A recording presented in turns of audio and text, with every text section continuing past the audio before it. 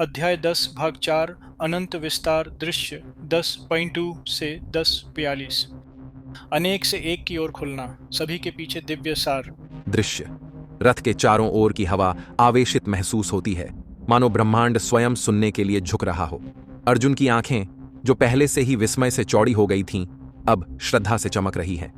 कृष्ण ने सूर्य के तेज से लेकर गंगा की पवित्रता तक, देवताओं, पर्वतों, नदियों और वीरों में अपने प्रकटीकरणों का वर्णन किया है। लेकिन रहस्योद्घाटन अब भी समाप्त नहीं हुआ है।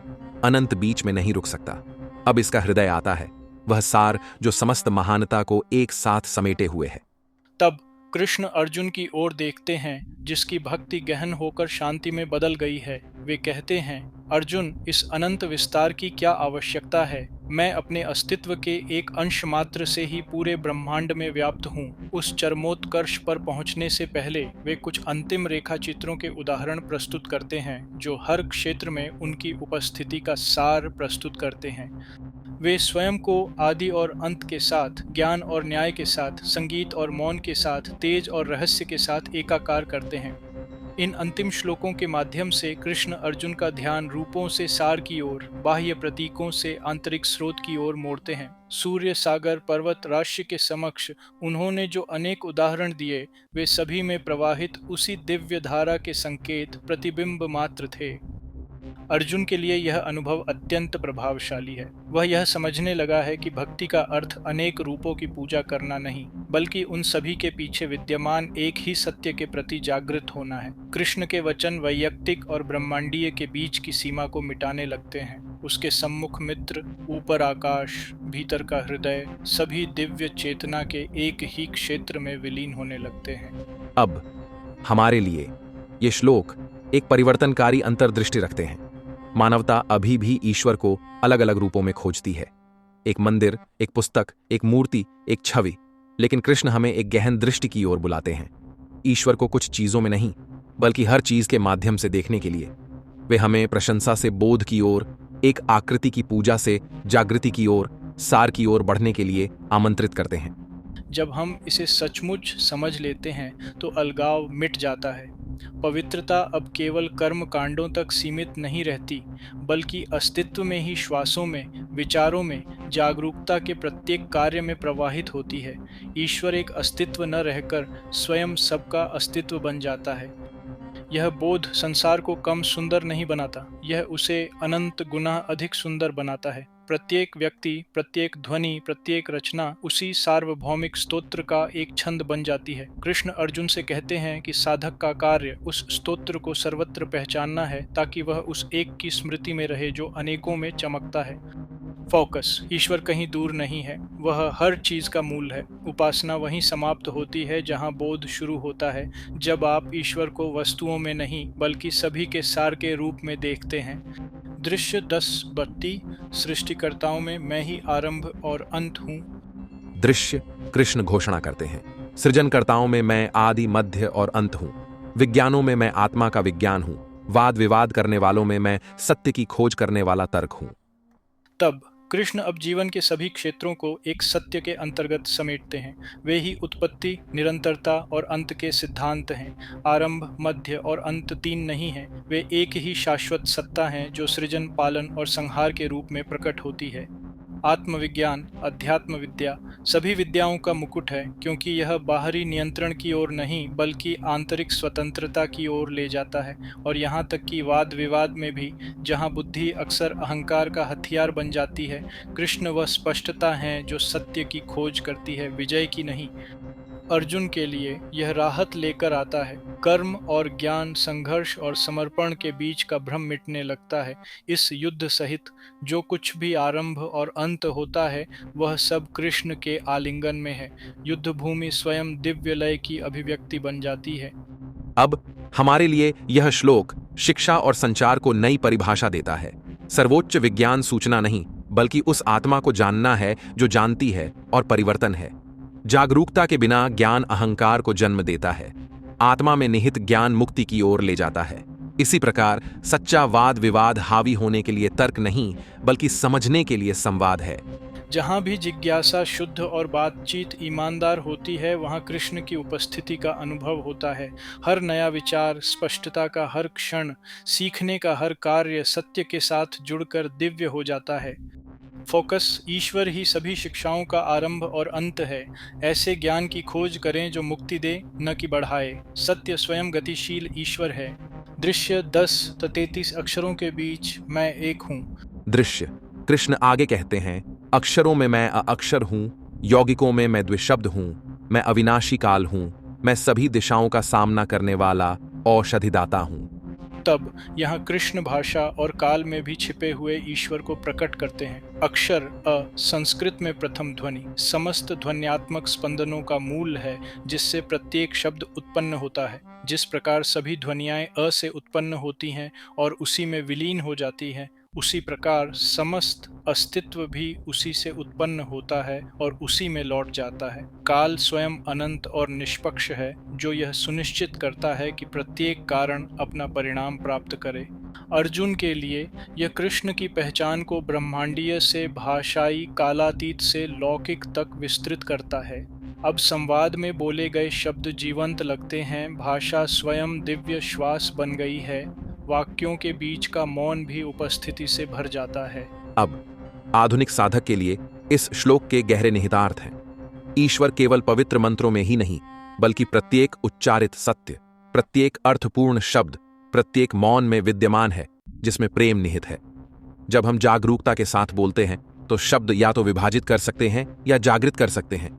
कृष्ण हमारे माध्यम से बोलते हैं। स्वयं को काल कहकर कृष्ण हमें यह भी याद दिलाते हैं कि हर क्षण पवित्र है। समय अभिमान को नम करता है, घावों को भरता है और संतुलन सिखाता है। जब हम समय को ईश्वर मानकर उसका आदर करते हैं तो विलंब और पश्चाताप मिट जाते हैं और जीवन निरंतर आराधना बन जाता है। फोकस, ईश्वर सत्य और मौन दोनों के माध्यम से बोलता है। अपने शब्दों का सम्मान करें, अपने समय का मूल्य समझें और आप स्वयं ईश्वर का सम्मान करेंगे। दृश्य 10-44 स्त्रियों में मैं दिव्य स्त्रीत्व के गुण हूँ। दृश्य, कृष्ण घोषणा करते हैं, स्त्रियों में मैं यश, समृद्धि, वाणी, स्मृति, बुद्धि, स्थिरता और क्षमा हूँ।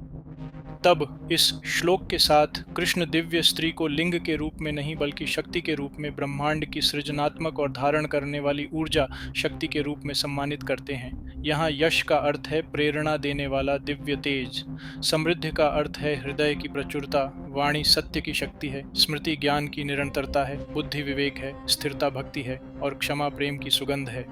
अर्जुन के लिए यह क्रांतिकारी है। एक योद्धा संस्कृति में जहां सूक्ष्मता से ज्यादा शक्ति को महत्व दिया जाता था, कृष्ण बताते हैं कि संसार शक्ति से नहीं बल्कि कृपा से टिका हुआ है। पोषण, उपचार और सामंजस्य स्थापित करने वाले गुण भी उतने ही दिव्य हैं। अब आधुनिक जीवन में यह श्लोक दिव्यता की हमारी समझ में संतुलन स्थापित करता है। स्त्रीत्व गौण नहीं है, यह समस्त सृष्टि के पीछे की अदृश्य लय है। विनम्रता के बिना प्रसिद्ध, करुणा के बिना धन, क्षमा के बिना बुद्धि, ये सभी पवित्रता खो देते हैं। कृष्ण की यह स्तुति हमें याद दिलाती है कि हर पालन पोषण का कार्य, दया का हर शब्द, धैर्य का हर क्षण ईश्वरीय अभिव्यक्ति है। जब ये गुण स्त्री और पुरुष दोनों में समान रूप से जागृत होते हैं तो समाज में सद्भाव का संचार होता है। फोकस, ईश्वरीय कृपा करुणा, धैर्य और क्षमा के माध्यम से प्रवाहित होती है। इनका सम्मान करना ही ब्रह्मांड की माता की पूजा करना है। दृश्य 10-35 भजनों में मैं बृहत साम हूँ। दृश्य, कृष्ण कहते हैं, स्तोत्रों में मैं बृहत साम हूँ, काव्यात्मक छंदों में मैं गायत्री हूँ, महीनों में मैं मार्गशीर्ष हूँ, ऋतुओं में मैं वसंत हूँ।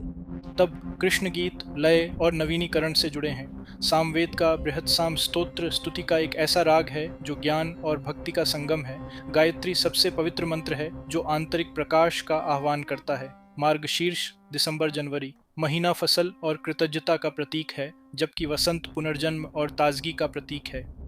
अर्जुन के लिए ये प्रतीक सौंदर्य और अर्थ दोनों को समेटे हुए हैं। ईश्वर कठोर या दूर नहीं है, वह संगीत, ऋतु और प्रवाह में आनंदित होता है। कृष्ण की उपस्थिति अब केवल ब्रह्मांडीय ही नहीं बल्कि उत्सव पूर्ण भी लगती है। वह आनंद है जो सृष्टि को गतिमान करता है। अब आज की दुनिया में यह श्लोक हमें याद दिलाता है कि आध्यात्मिकता को उदास होने की जरूरत नहीं है।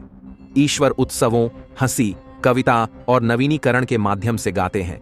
ईश्वर लय में, समय में, प्रकृति के चक्रों में निवास करते हैं, जो हमें आराम करने, बढ़ने और फिर से खिलने की याद दिलाते हैं। जब जीवन रूखा लगे तो याद रखें कि वसंत हमेशा भीतर और बाहर लौटता है। संगीत, कविता और कृतज्ञता विलासिता नहीं है, ये दिव्य स्मरण के मार्ग हैं। फोकस अपने जीवन को लयबद्ध और कृतज्ञतापूर्ण बनाए। गीत में, रथु में और नवीनीकरण में ईश्वर सृष्टि के माध्यम से मुस्कुराता है। दृश्य 10 से धोखेबाजों के बीच मैं भाग्य का खेल हूँ। दृश्य कृष्ण घोषणा करते हैं, धोखेबाजों में मैं भाग्य का खेल हूं, शक्तिशाली लोगों में मैं इच्छा और आसक्ति से मुक्त शक्ति हूं, मैं विजय हूं, मैं प्रयास हूं, मैं अच्छे लोगों की अच्छाई हूं। तब कृष्ण के ये शब्द ईश्वरत्व के विरोधाभासी स्वरूप को प्रकट करते हैं। अनिश्चितता, पासे की चाल और भाग्य के उतार चढ़ाव में भी वे विद्यमान हैं। संयोग का खेल छल को बढ़ावा नहीं देता, बल्कि इस बात की स्वीकृति है कि भाग्य स्वयं ईश्वरीय खेल है। फिर भी कृष्ण आसक्ति मुक्त शक्ति, धर्म द्वारा प्राप्त विजय और अच्छाई को बनाए रखने वाले सद्गुण के साथ अपनी पहचान स्थापित करके इसे संतुलित करते हैं।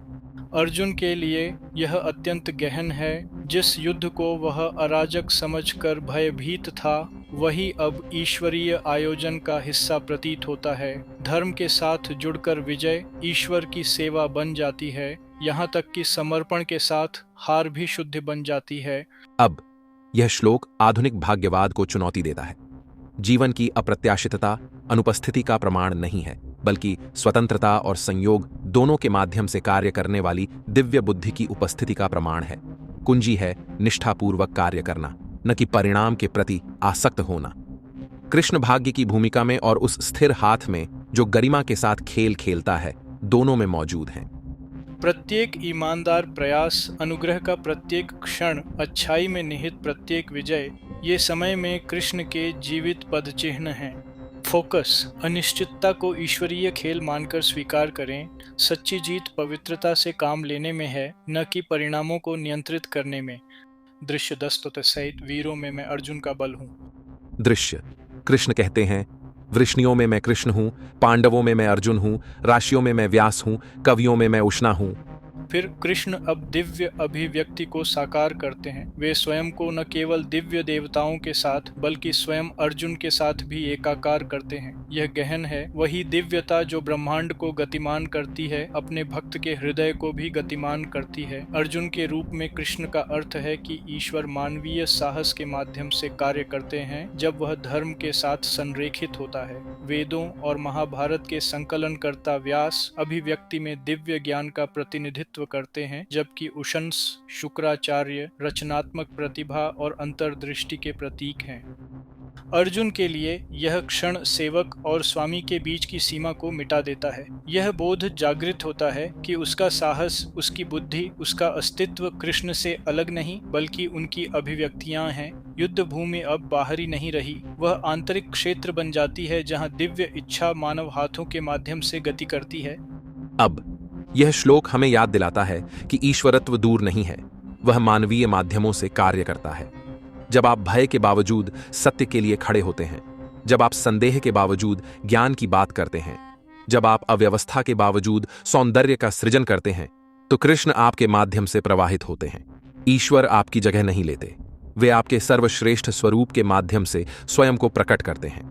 कृष्ण के प्रकटीकरण की प्रतिभा उसकी आत्मीयता में निहित है। वे कहते हैं, जब तुम अपने चरम पर होते हो, तब मैं तुम हो जाता हूँ। यह सभी को अपनी दिव्य क्षमता को पहचानने के लिए आमंत्रित करता है, अहंकार को नहीं, बल्कि एक रूपता को। फोकस जब आप सत्य से कार्य करते हैं, तो ईश्वर आपके माध्यम से कार्य करता है। ईश्वरीय शक्ति आपकी पहुंच से परे नहीं है, वह आपके सर्वोच्च साहस और बुद्धिमत्ता के माध्यम से सांस लेती है। दृश्य 10:28 दंड देने वालों में मैं न्याय हूँ। दृश्य कृष्ण आगे कहते हैं, शासकों में मैं अनुशासन का दंड हूँ, विजय चाहने वालों में मैं नीति हूँ, रहस्यों में मैं मौन हूँ, बुद्धिमानों में मैं स्वयं ज्ञान हूँ। तब प्रभु अब व्यवस्था और संयम में अपनी उपस्थिति की बात करते हैं। अनुशासन की छड़ी क्रूरता नहीं बल्कि नैतिक नियम है जो अराजकता को सद्भाव को निगलने से रोकता है। मौन भी वह दिव्य गर्भ बन जाता है जहाँ सत्य बोले जाने से पहले ही विकसित होता है। बुद्धि संचय नहीं बल्कि आंतरिक संतुलन है जो बिना किसी निर्णय के स्पष्ट रूप से देखता है। अर्जुन के लिए जो अभी भी युद्ध और समर्पण के बीच खड़ा है, यह अत्यंत महत्वपूर्ण है। वह सीखता है कि धर्म कभी कभी दृढ़ता की मांग करता है, करुणा भोग नहीं है, अनुशासन अत्याचार नहीं है, ज्ञान द्वारा निर्देशित न्याय जीवन की रक्षा करता है। अब आज की हमारी दुनिया में यह शिक्षा अत्यंत प्रासंगिक है। हम अक्सर स्वतंत्रता को स्वच्छंदता, प्रेम को अनुदारता और न्याय को प्रतिशोध समझ लेते हैं। कृष्ण संतुलन स्थापित करते हैं। दिव्य उपस्थिति व्यवस्था, नैतिकता और संयम के माध्यम से कार्य करती है। यहां तक कि मौन भी पवित्र हो जाता है जब उसका उपयोग शोर को बढ़ावा देने के बजाय शांति बनाए रखने के लिए किया जाता है। बुद्धि वह अदृश्य धागा है जो न्याय और करुणा को जोड़ता है। सच्चे ज्ञानी जानते हैं कि कब बोलना है, कब कर्म करना है और कब मौन रहना है। कृष्ण इसी विवेक में निवास करते हैं। फोकस सच्ची दिव्यता करुणा और जागरूकता से भरे मौन से युक्त न्याय के रूप में अभिव्यक्त होती है। बुद्धिमानी से कार्य करें, सत्य बोलें और गहन मौन में विश्राम करें। दृश्य 10:29 मैं सभी प्राणियों का बीज हूँ।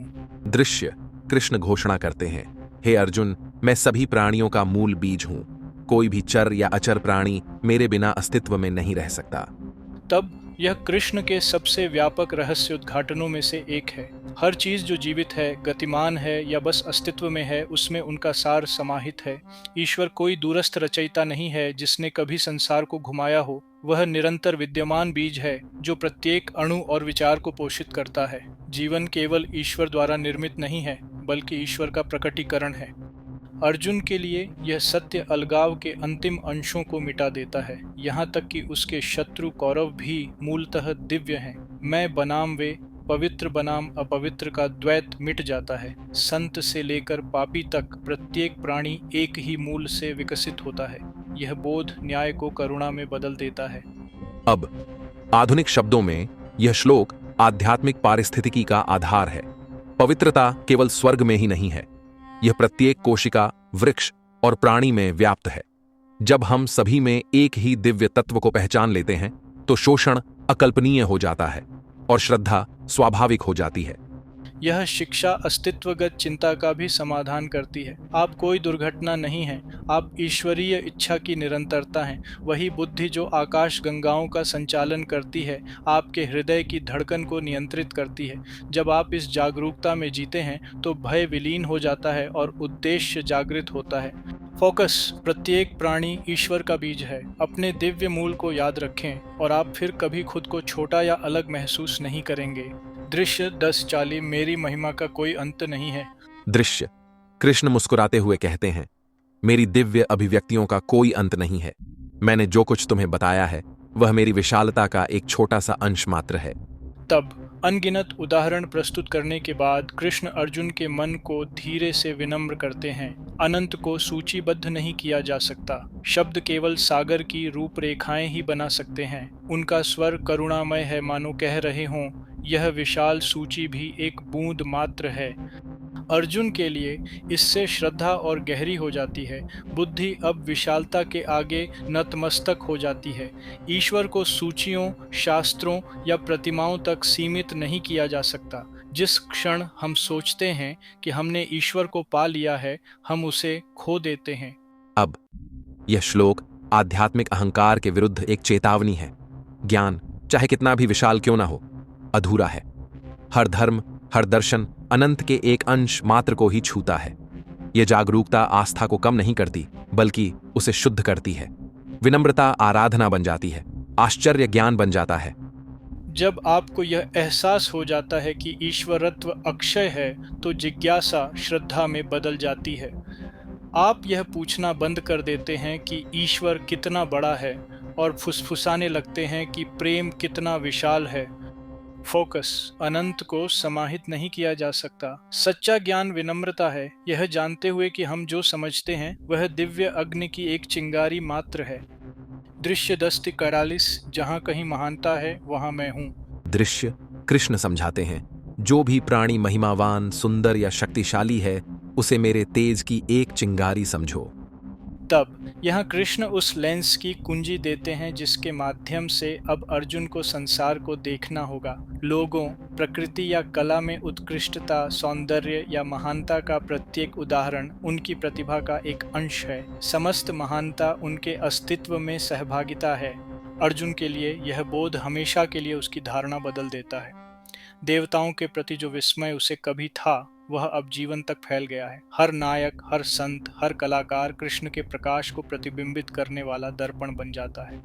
युद्ध भूमि अब शत्रुओं से नहीं बल्कि एक भव्य ब्रह्मांडीय लीला में भूमिकाएं निभाने वाली दिव्य अभिव्यक्तियों से भरी है। अब यह एक श्लोक आधुनिक जीवन को बदल सकता है। जब आप महानता को दिव्य रूप में देखते हैं तो प्रशंसा ईर्ष्या के बजाय प्रार्थना बन जाती है। एक प्रतिभाशाली वैज्ञानिक, एक दयालु नेता या एक साहसी कार्यकर्ता, सभी एक ही पवित्र ऊर्जा को प्रकट करते हैं। यह जागरूकता आत्मसम्मान को भी प्रेरित करती है। वही चिंगारी जो उनमें चमकती है, आपके भीतर भी जलती है। आध्यात्मिक परिपक्वता तब शुरू होती है जब तुलना श्रद्धा में बदल जाती है। जब आप विभाजन करना बंद कर देते हैं और पहचानना शुरू कर देते हैं तो दुनिया प्रकाशमान हो जाती है। फोकस हर महानता में ईश्वर को देखें। प्रशंसा मौन आराधना है और तुलना वहीं समाप्त होती है जहां श्रद्धा शुरू होती है। दृश्य 10:42। मेरे तेज की एक चिंगारी ब्रह्मांड को बनाए रखती है।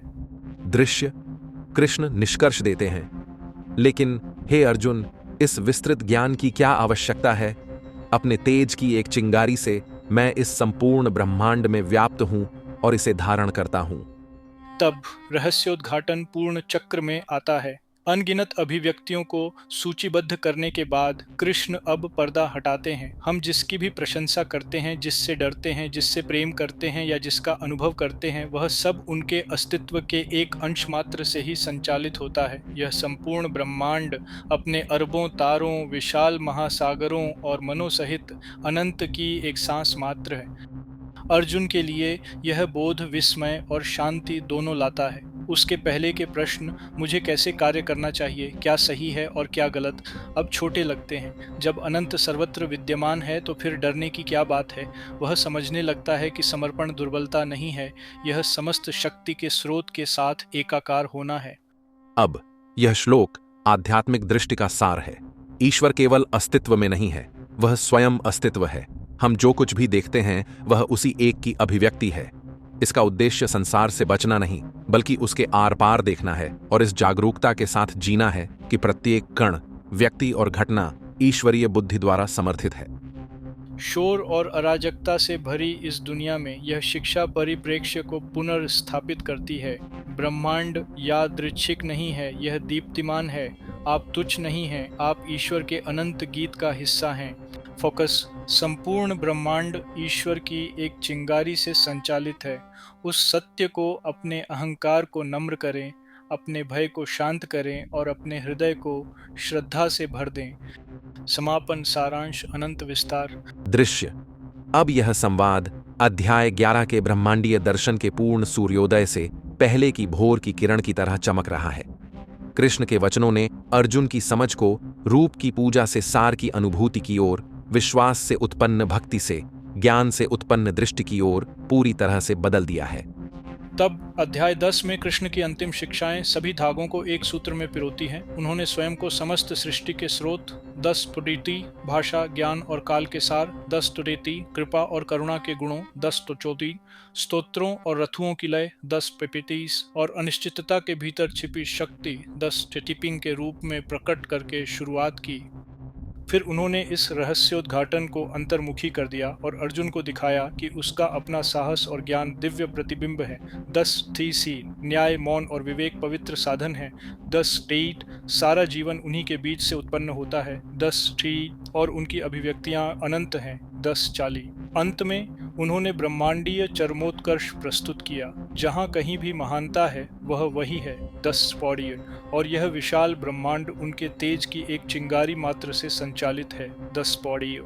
अब ये श्लोक विस्मित करने के लिए नहीं, बल्कि जागृत करने के लिए है। कृष्ण हमें जीवन के हर चेहरे, हर ध्वनि, हर क्रिया को फिर से देखने और उसके भीतर की पवित्र धड़कन को पहचानने के लिए आमंत्रित करते हैं। दिव्य और सांसारिक के बीच का भेद मिट जाता है। उपासना के लिए अब किसी वेदी की आवश्यकता नहीं, हर सांस प्रार्थना बन जाती है। आज की दुनिया में यह ज्ञान आध्यात्मिकता और जीवन के बीच की आधुनिक दरार को भर सकता है। पवित्रता कहीं और नहीं बल्कि साधारण में निहित है। जब आप ध्यान से सुनते हैं, दयालुता से बोलते हैं, उद्देश्यपूर्ण कार्य करते हैं और अहंकार रहित प्रेम करते हैं, तो आप विभूति योग, दिव्य प्रकटीकरण के योग का अनुभव कर रहे होते हैं। यह अध्याय विनम्रता की भी शिक्षा देता है। सबसे प्रतिभाशाली मन भी अनंत की एक चिंगारी मात्र को ही छू पाते हैं। ऐसी विशालता का सही उत्तर भय नहीं बल्कि कृतज्ञता है। ब्रह्मांड हमारी लघुता का प्रमाण नहीं बल्कि हमारी संबद्धता का प्रमाण है। इस अध्याय में अर्जुन की यात्रा हमारी यात्रा को प्रतिबिंबित करती है, जो ईश्वर को बाहर खोजने से लेकर भीतर और सर्वत्र खोजने तक की है। अनंत कोई ऐसी चीज नहीं है जिसे प्राप्त किया जाए, बल्कि उसे स्मरण किया जाए। इस बोध के साथ अर्जुन अगले रहस्योद्घाटन विश्वरूप दर्शन अर्थात विश्वरूप के दर्शन की दहलीज पर खड़ा है, जहां वह सब देखेगा जो उसने अब तक समझा है। फोकस अनंत साधारण में छिपा है। ईश्वर को महानता में, मौन में, स्वयं में सबका सार समझें। जब आराधना अनुभूति में बदल जाती है तो संसार दिव्य भूमि बन जाता है।